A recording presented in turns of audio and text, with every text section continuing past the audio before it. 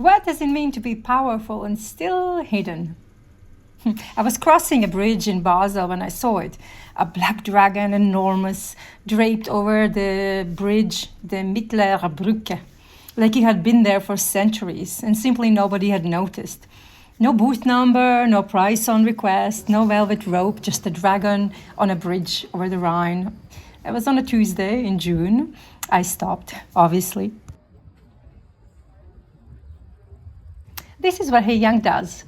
She places things where you're not expecting them, and then she makes you feel slightly embarrassed that you almost walked past. The Black Dragon is part of Art Basel's Parcours, the public program that takes art out of the fair and puts it into the city itself. No ticket required, which means that the people who stopped on the bridge that week had no idea they were standing inside of one of the most talked about presentations of the fair. That already tells you something about Yang. But here is the thing I did not know back then yet. Standing on that bridge, there was a second dragon. So we're here in Basel in the Parcours. And here I am at the Haegue Yang. We will be looking at a dragon who is in the intermediary stage. And he's supposed to be, for 1,000 years, has to do work of probably perfecting himself or all kinds of tasks. And then he becomes a real dragon. So here the artist has taken a traditional way of weaving and putting in knots with this very industrial material. Really quite beautiful. And I can say that this material will most certainly last 1,000 years. So this is a dragon in the making on the bridge of Basel. And the second dragon, white, hidden inside a brewery somewhere in the middle of Basel, not on any obvious route, not signposted in the way that art fairs like to signpost things, just there in the dark, in what felt, and when I eventually found it, generally like a cave. And that gap between the two, the black one on the bridge and the white one in the cave, the gap is the entire work. Haegue Yang has been building creatures she calls Imoogi since 2015. Korean mythology, the Imoogi is a serpent that lives underwater for 1,000 years, gathering power and darkness and patience, waiting to ascend and become a true dragon. It is not a failed creature. It is just not finished yet. She calls the series intermediates, beings between states, not quite one thing, not yet another, suspended in the passage between what they are and what they are becoming. She didn't just make sculptures of this myth. She hid one of them in a brewery and put the other one on a bridge over a river. She reproduced the conditions of the story. So here we are in this amazing little garden in Basel.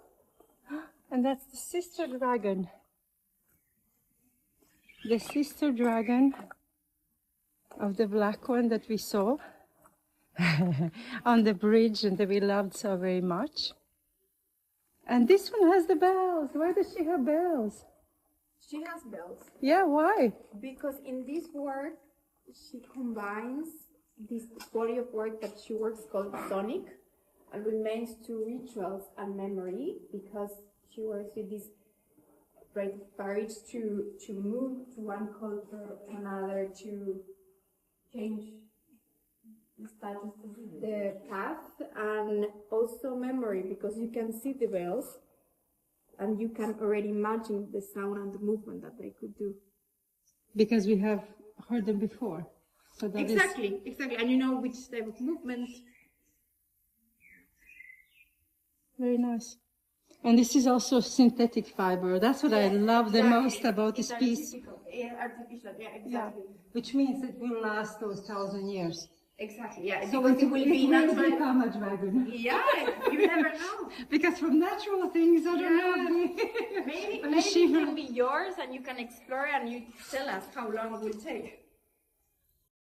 There is something genuinely strange about finding a white dragon in a dark room that smells of fermentation. Strange and then immediately obvious.